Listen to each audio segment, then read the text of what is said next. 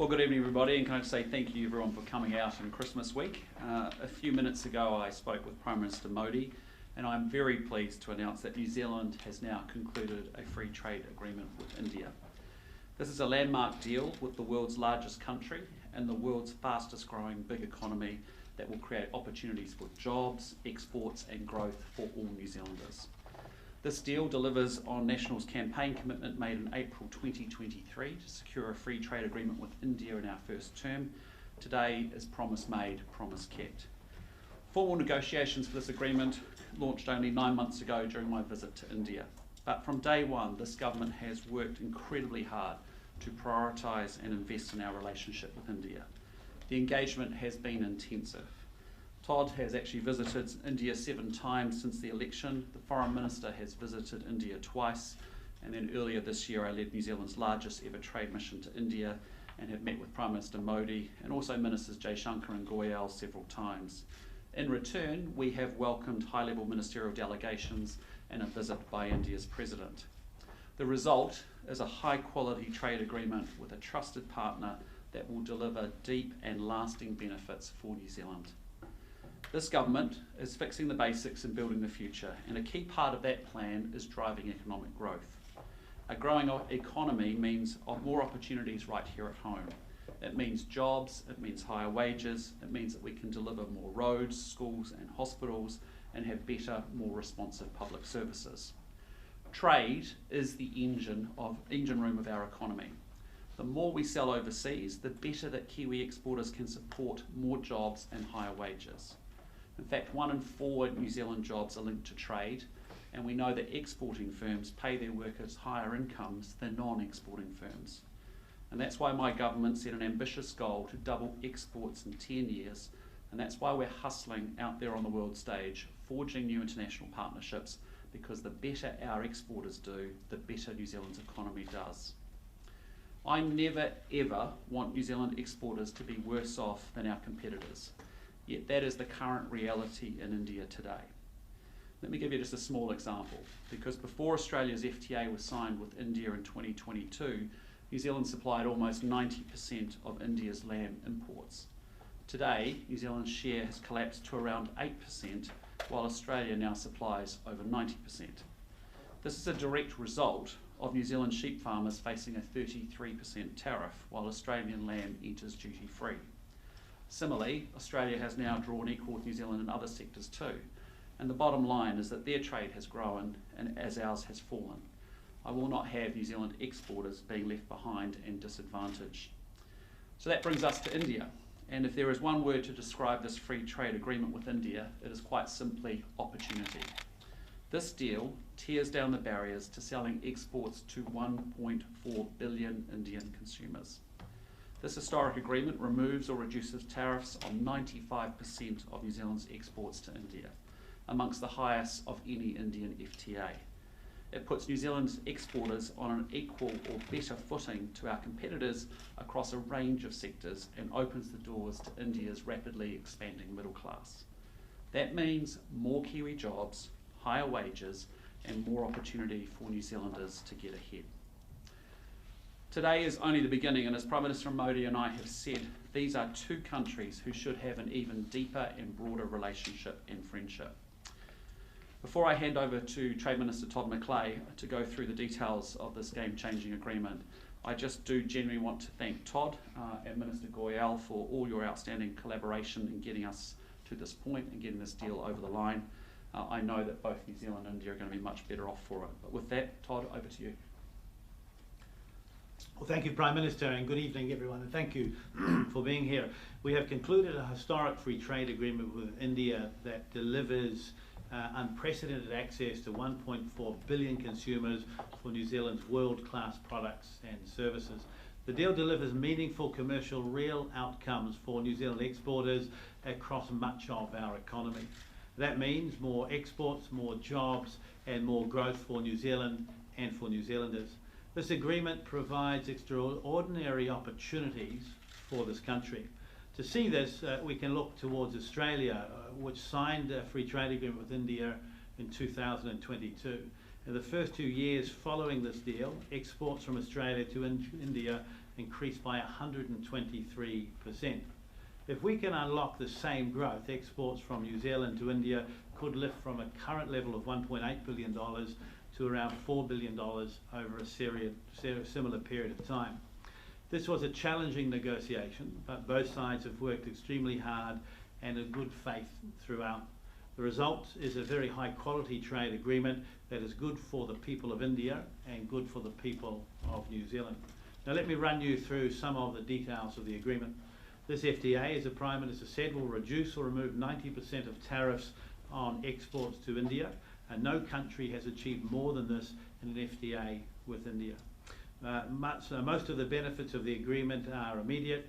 Tariffs on 57% of New Zealand's exports to India will be eliminated on day one, with the share of exports that pay zero duties rising to 82% when the agreement is fully implemented. This agreement delivers broad economic benefits across the economy. Tariffs are immediately eliminated on sheep meat, wool, coal, and over 95% of forestry and wood products. We have secured duty-free access for most seafood exports, including mussels and salmon, over 7 years. This agreement provides duty-free access for most iron, steel, and scrap aluminium over 10 years or less. We've secured duty-free access for most industrial products over 5 to 10 years. The agreement gives New Zealand access to markets that India has not provided to any other country. New Zealand is the first country to secure any access for apples and honey into India in an FTA. We've secured the best access for kiwi fruit into India of any country in the world. We've secured duty-free access for cherries, avocados, persimmons and blueberries over 10 years. Tariffs on Manuka honey will fall 75% over 5 years, from 66% tariff rate down to 16.5%, giving our honey exporters an advantage in that market. We've also secured duty-free access for bulk infant formula and other high-value dairy preparations over 7 years. And I'd like to note that to date, India has not granted access to core dairy products in any FTA. This FTA secures access for high-value dairy products or dairy-adjacent lines, including whey proteins and dairy preparations, which go to zero over time or have significant tariff cuts within quotas. And for the first time, India has made a treaty-level commitment in this FTA that New Zealand exporters will enjoy duty-free access for dairy and other food ingredients that go into that market for re-export.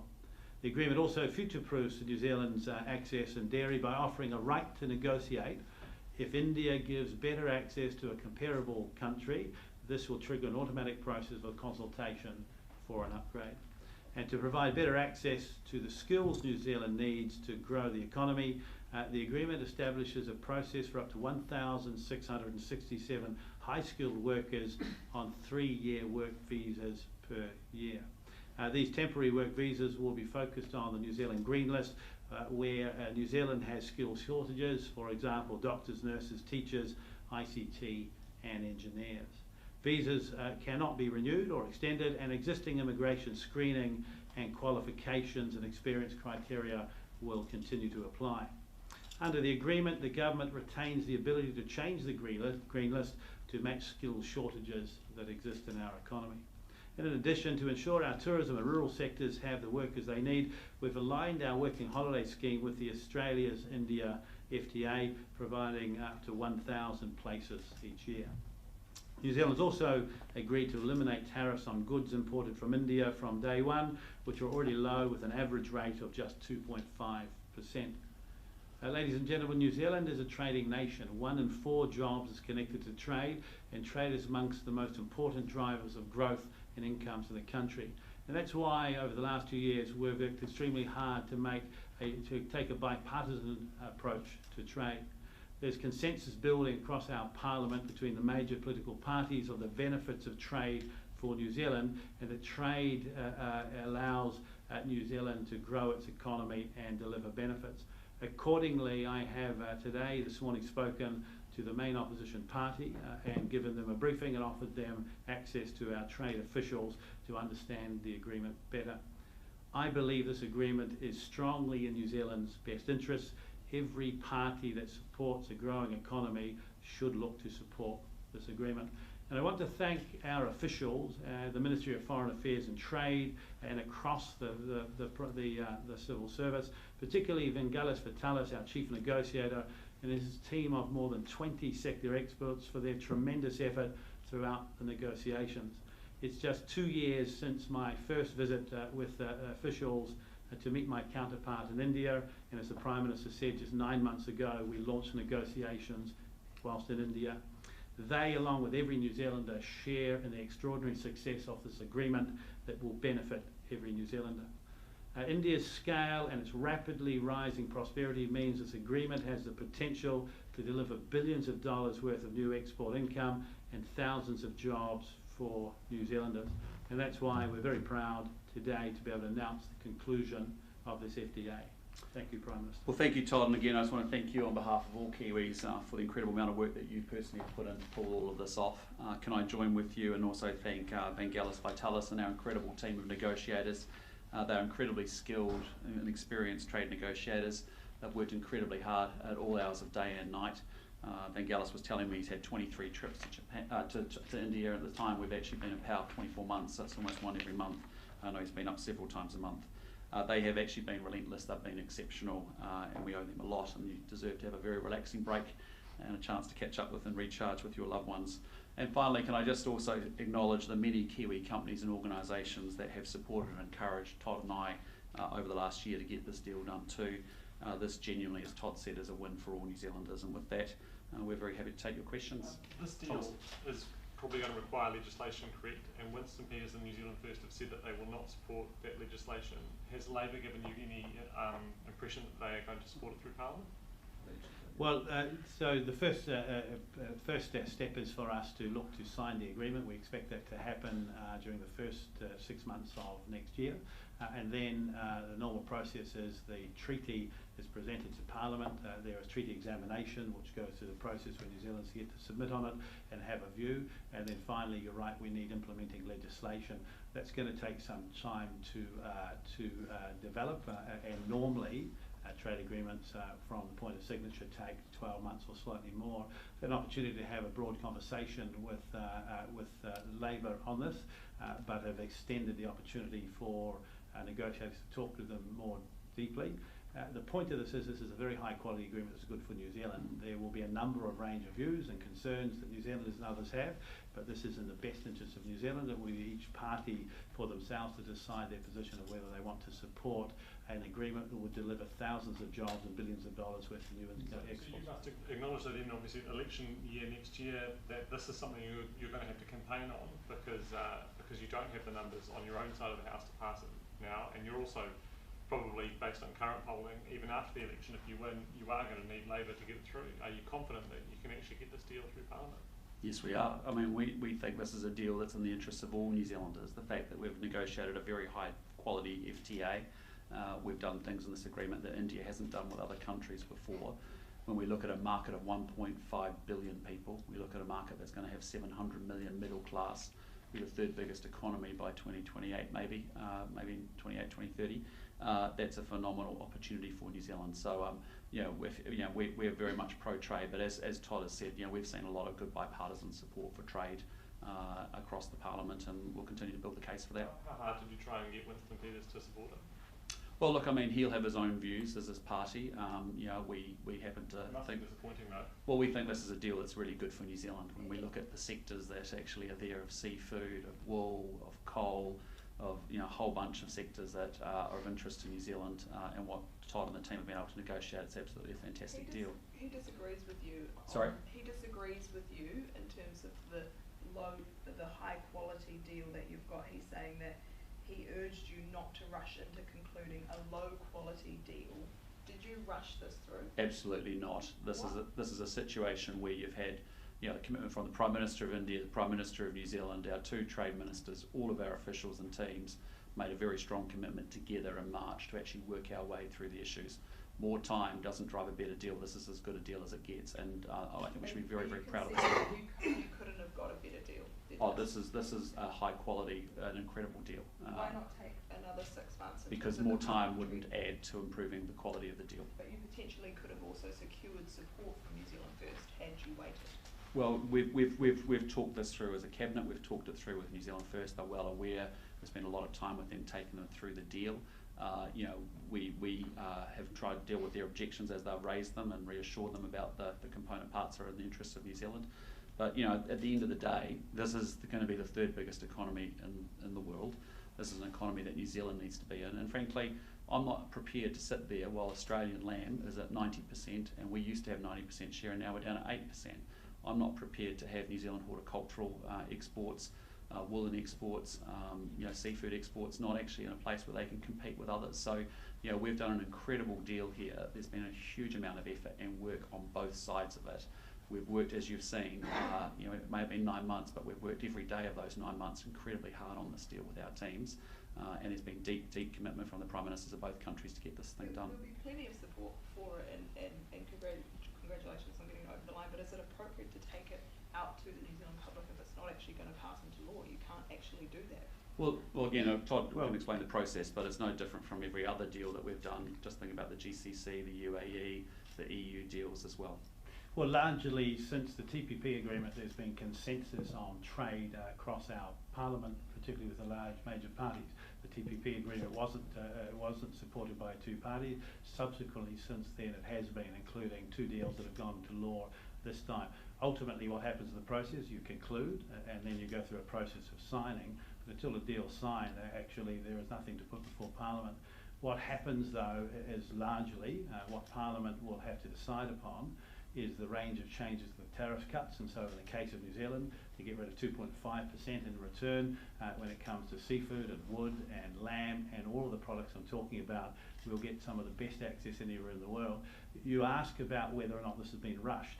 Largely, there has been the amount of engagement over 9 months that you normally see in 2 years, with negotiators in both directions working tirelessly because there was a commitment to do a high quality deal as quickly as we can. And I would suggest to you there are countries around the world that would take this agreement tomorrow and embed it for themselves because it gives significant opportunity into that market. But by the time we have the chance to sign it, which is the first half of next year, and then we go to the case of treaty examination, we'll see where we land. But we've got to be very careful. It says that you have to get a deal into place before an election. If that was the case, we wouldn't have the European Union Free Trade Agreement because that was signed previously and it was put in place by this government. I understand the process, thank you. But to Thomas's point, did you get an indication from Labour that they would support this? I mentioned that we had briefed them this morning and officials who are talking to them will have a chance to talk over the next period of time. The next stage is for people to understand the agreement better. How important was it that New Zealand ended its objections to India becoming a member of the Nuclear Suppliers Group? How important was that in terms of persuading the Indians to do this deal? The two issues are not linked at all.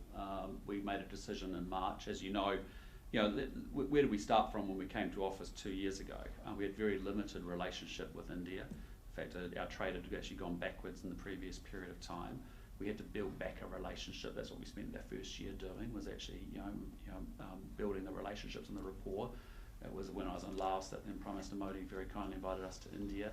That then built momentum. That then led to kicking off the FTA negotiations. And as you could sense when we were in India, there was a lot of enthusiasm on the ground from both sides about now was the right time for us to do this deal. And negotiating with India is always hard and tough. We know there's sensitive issues for them. We also know there's sensitive issues for us as well.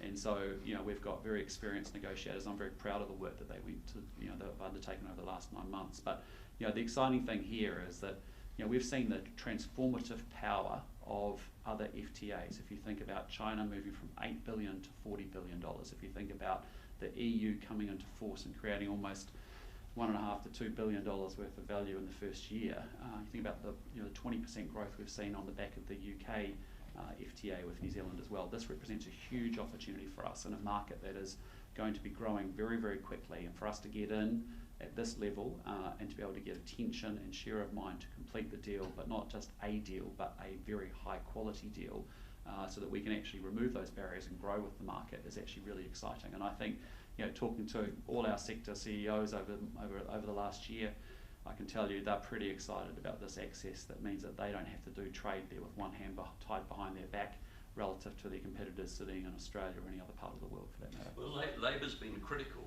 of those comments that were in the communique between you and Modi from March about the nuclear suppliers group. Is it set in stone, or would you be prepared to drop your enthusiasm for India to join the group as part of a package with Labor to get the agreement over the line? Look, we see them as two separate, mutually exclusive things. They're not linked issues at all for us. We deal with the trade issues independently from the other issues. You also know we're trying to build out our relationship with India and have done a great job in terms of defence and security ties as well over the course of the last year as well. More joint exercises between our defence forces as well. So, as well as the people-to-people connections. One of the things, Prime Minister Modi and I spoke about in March, we spoke about again tonight as well, is we also think there's huge opportunities for sporting ties and exchanges as well, because obviously with India making a pitch for the Olympics and securing the Commonwealth Games, there's things that we can share with each other in that space as well. So it's a broad relationship. It's about trade, it's about defence, it's about security, it's about people-to-people connections as well. You tested the water with the farming leaders at all, just to get a view of that. What's been your reaction? And the other question to you, Todd, was the other day you talked about the issue of 98% of the sheep meat being sent by Australia. How long is it going to take to recoup that, do you think? What's your take on that? Yeah. Oh, well, I've had an opportunity today to speak to a number of the farming leaders who are extremely optimistic about the opportunities there. Of course, the dairy sector would have liked to have seen more. They'll talk about it for themselves. But I think they probably see that there are some opportunities there, and we have the ability to continue to improve the agreement over time, and we are committed to doing that with them. But overall, I think the farming sector sees big opportunity in a market that has had very high tariffs and has limited the amount that we've been able to sell into that market for some period. Your question about how quickly we might see, once the agreement enters into force, sheep meat start to compete with Australian meat that goes in there. Well, a 33% tariff has meant that actually Indians have not been able to enjoy New Zealand lamb, and a bit of that friendly rivalry and advice. Our lamb is much better than theirs. It won't take long for us to level with them and start beating them again. And I'll just say, my conversations, when you think about horticulture, kiwi fruit, what this means for so many of the sectors beyond dairy and the primary industry sector, it's really a fantastic result.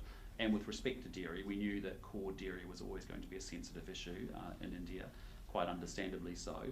But I think what the team have done an exceptionally good job of is looking for the high value, high margin product lines that are that are adjacent to dairy, that actually is where a lot of margin and where a lot of profitability actually sits.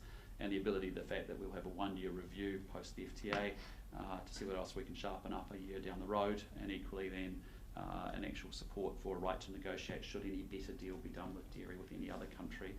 That's something that I think are good reassurances for the dairy sector as well. So what about the ingredients aspect? I mean, you're not getting Fonterra in there, but you're getting something with the infant formula, aren't you? Is that sort of part of, will that appease Fonterra in some way, you think? Well, there are some equivalent ingredients going there. So whey proteins are very high value stuff. So some of the focused products that are sell for $16,500 a tonne, they have availability into that market through quotas. But overall, across the board, this is one of the best deals anybody's achieved with India, with 95% coverage. Gives New Zealanders absolute opportunity in that market on the day that it enters into force. And we've seen with other agreements, the EU agreement that we across the House worked quickly to get in place so New Zealanders would benefit, an increase of almost $2 billion in that first 2 years. There's significant opportunity for New Zealanders once we allow them to get fairly treated in the market. So we're optimistic that not only can dairy in the areas we've been able to open the door slightly do well across the entire economy. There are jobs and billions of dollars worth of exports available to New Zealanders. In the bigger picture of trade with I guess the rules-based trade slipping away, if you like, through WTO. How important is this in that context of trying to secure New Zealand primary exports? You're not being able to do it. It's absolutely important. What we're doing as a government is creating the conditions for growth. It's up to our businesses and our exporters to go out there and smash it and build their businesses. But what we want to do is create as much market opportunity as we can, as many options as they can. And so as we've dealt with tariffs, for example, hitting the trading environment, the fact that we've opened up opportunities in the GCC, the UAE, now India, we've activated the EU and the UK, We've got upgraded comprehensive strategic partnerships through all the ASEAN markets. We've had about almost $900 million worth of non-tariff barriers removed as well. Our job is to make sure we make give as many options as possible.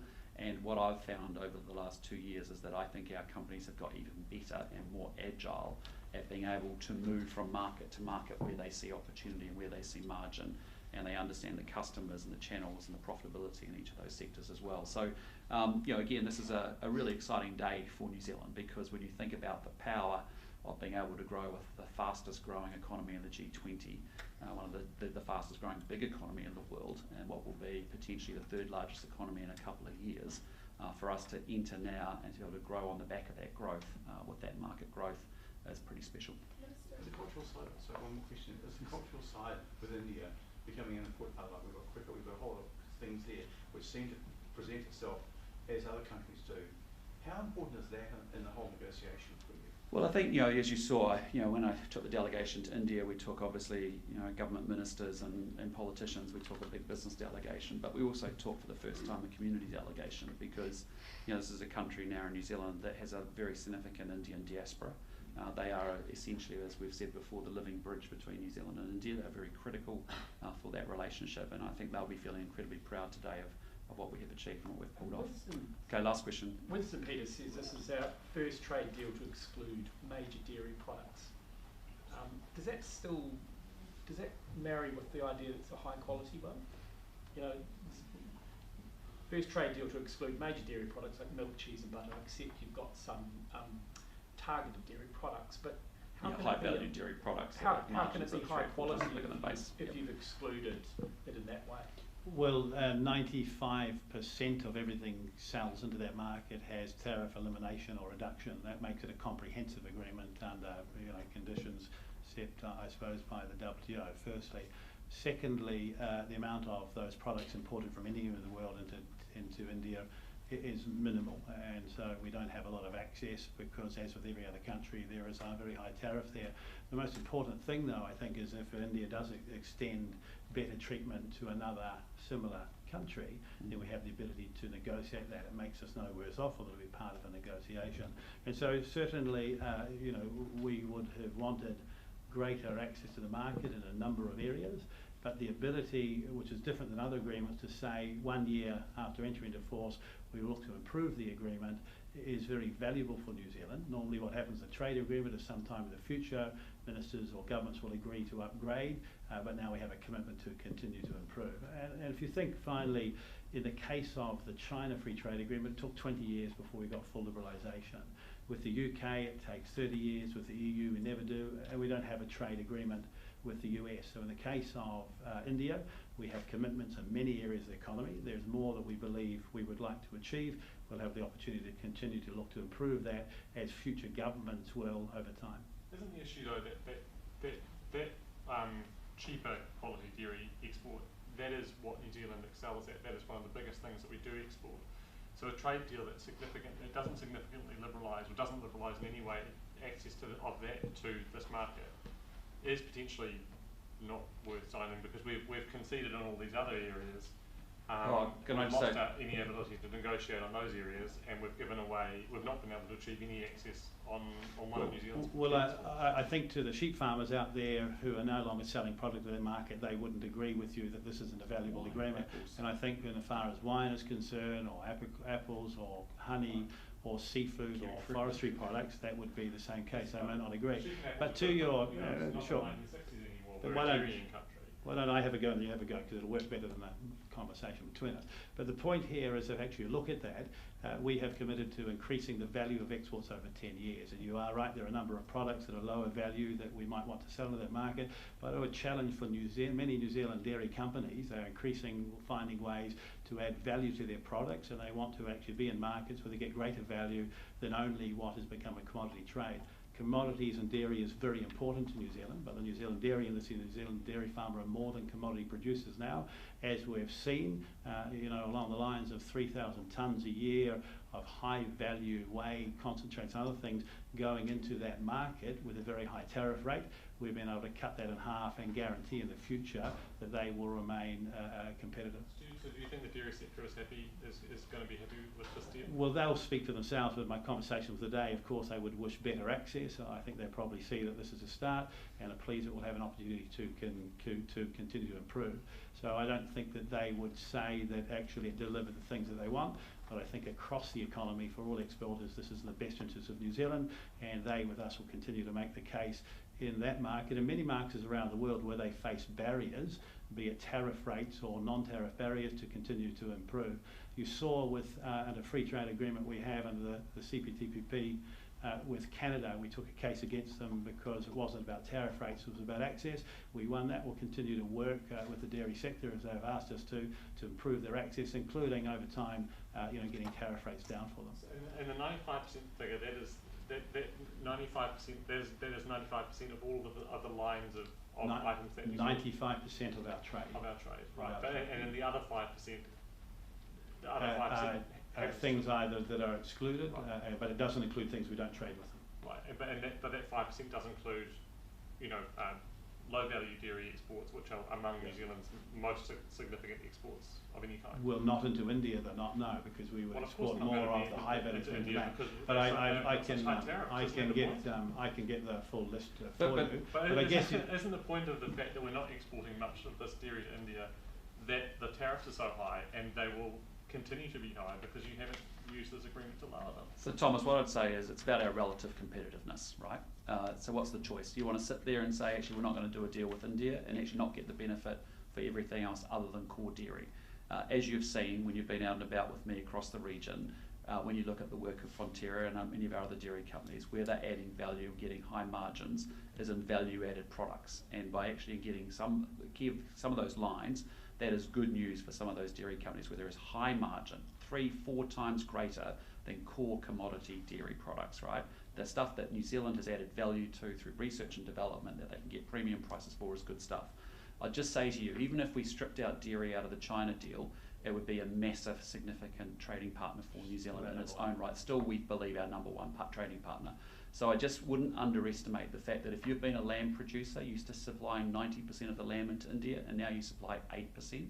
If you're the apples guys that are now at a massive disadvantage to their Australian counterparts or competitors, if you're the kiwi fruit guys, if you're any of the horticultural guys, look how big kiwi fruit's been for us in the last year. So, so we understand the sensitivity around core dairy for India, as does every other country that wants to sell core dairy to India.